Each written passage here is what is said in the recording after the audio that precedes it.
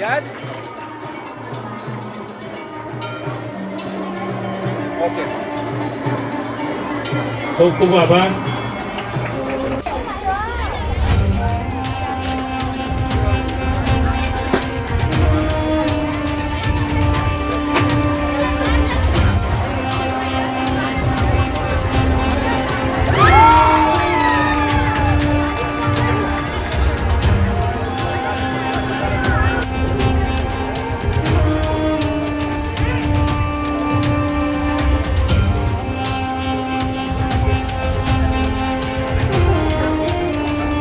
તેઓ ઓએનજીસીમાં સંગીત સ્પર્ધામાં જજ તરીકે એમને સેવા આપી ચૂક્યા છે.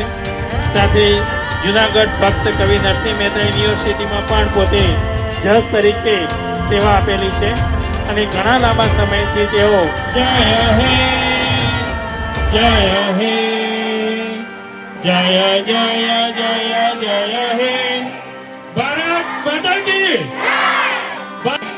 तव शुभ आशीष मागे गाहे तव जय गाता जन गण मंगलदायक जय हे भारत भाग्य विधाता जय हे भारत भाग्य विधाता पंजाब सिंध गुजरात એવું પણ છે તો સંગઠન માટે હમણાં ચાલી રહ્યું છે વકફોડ. તો વકફોડ માટે આપણે દરેકને ફરજિયાત મેલ કરવો પડશે. જો મેલ નહીં કરો તો આપણે ઈચ્છા નહીં રહે.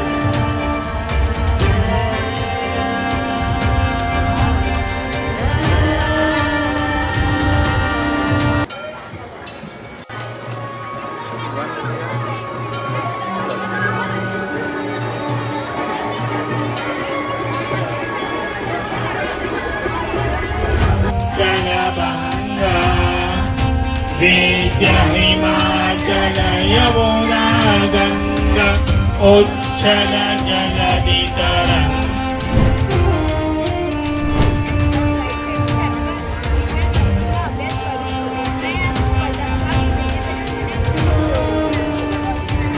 ગૌરવ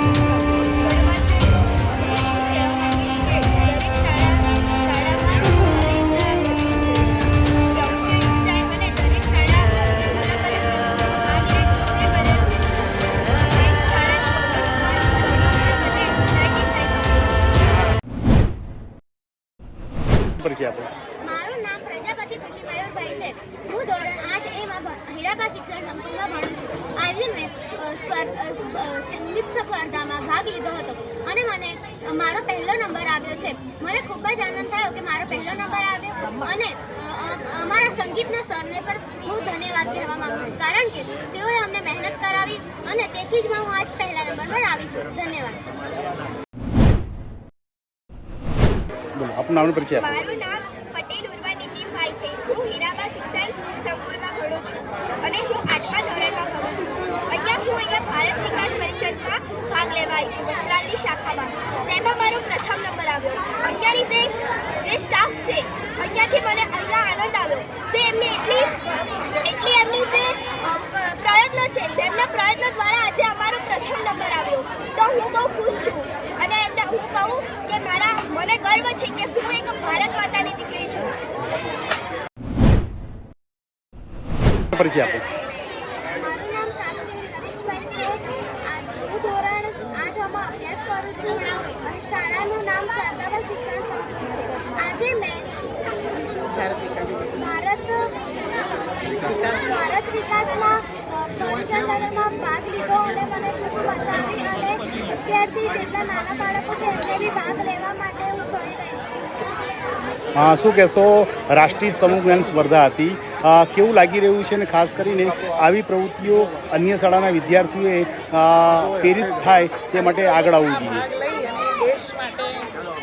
દેશ ભાવના જાગે, રાષ્ટ્ર ભાવના જાગે. આવી પ્રવૃત્તિમાં ભાગ લઈને દેશ જાગે અને ભાવના જાગે. શૈલેષભાઈ, ખાસ કરીને વિદ્યાર્થીઓમાં સંસ્કાર અને રાષ્ટ્રભાવનાનું સિંચન થાય તે માટે એક સુંદર સ્પર્ધાનું આયોજન થયું. કઈ રીતે આપણે આને જોઈ રહ્યા છો આપ?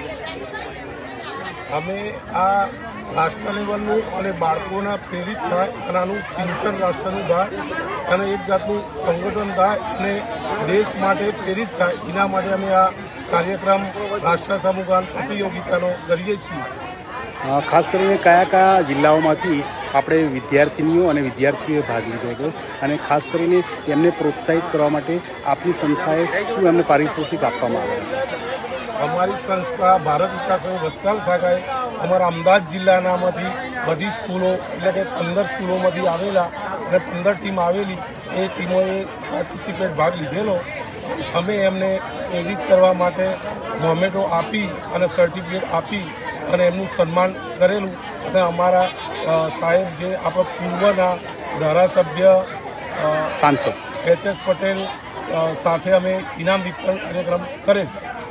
ખાસ કરીને અમદાવાદ શહેરના પૂર્વના સાંસદ હસમુખ પટેલ પણ આ વિદ્યાર્થીઓને પ્રોત્સાહિત કરવા ઉપસ્થિત રહ્યા હતા. શું કહેશો? હા, પૂર્વ અમદાવાદના હસમુખભાઈ સોમાભાઈ પટેલ પણ એ આજની સભાના અધ્યક્ષ હતા અને એ ઇનામ વિતરણ એમને ટ્રોફીઓ આપી અને બાળકોને ઉત્સાહ ઊભો કરેલો.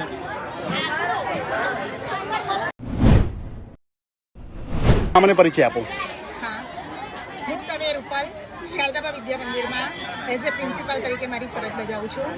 ખરેખર ભારત વિકાસ પરિષદ દ્વારા વસ્ત્રાલમાંથી 2 વર્ષથી જે આ સ્પર્ધાનું આયોજન થઈ રહ્યું છે અને એમના દ્વારા અનેક કાર્યો જે થઈ રહ્યા છે એના પ્રત્યે સમગ્ર વિસ્તારની સ્કૂલના શિક્ષકો બાળકો ખૂબ જ ખુશ છે અને અંતરોત્તર આ વિકાસ પરિષદ દ્વારા તેઓ પોતાની પ્રગતિ કરતા રહે એવી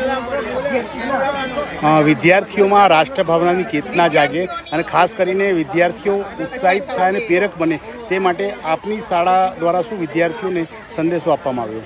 અચ્છા, હા, આ સંસ્થા દ્વારા બાળકોમાં દેશ પ્રત્યેની ભાવના રાષ્ટ્ર પ્રત્યેની ભાવના અનેક રીતે જાગૃત થઈ રહી છે અને થાય એવા પ્રલોભનથી આ સંસ્થા જે કાર્ય કરી રહી છે એને ધપાવવા માટે એને આગળ વધારવા માટે વસ્ત્રાલ વિસ્તારની દરેક શાળાઓ એમને આગેકૂચ કરવા માટે સદંતર પ્રયાસ કરી રહી છે, કરશે. પરિચય આપજો. મારું નામ છે પટેલ ભીખાભાઈ ગણપતભાઈ.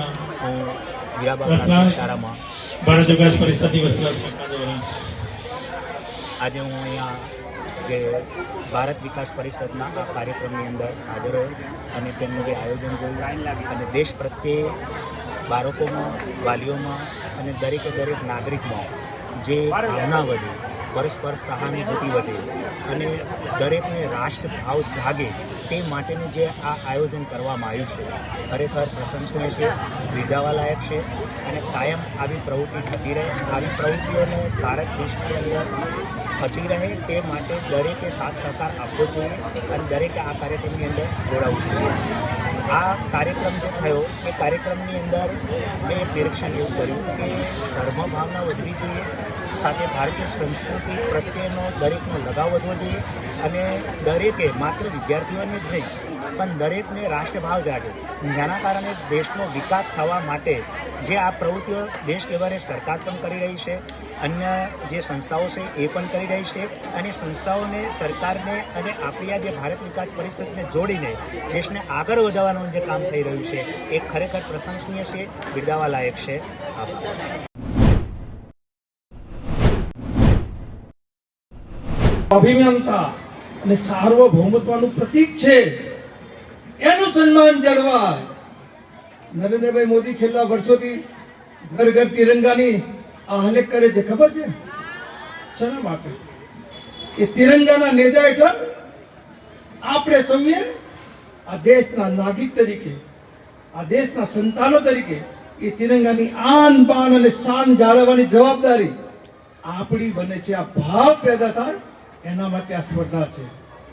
તો આવો મિત્રો આપણે સૌ સંકલ્પ કરીએ તિરંગાની આન બાન શાન માટે જ્યારે જરૂર પડશે ત્યારે આ દેશની રક્ષા કાજે એક રાષ્ટ્રીય નાગરિક તરીકે હું સમર્પિત ભાવ સાથે જે કંઈ સમર્પણ કરવું પડે કરવાની તૈયારી રાખીશ અને સાથે આપણે હાથ પર બોલીશું ભારત માતા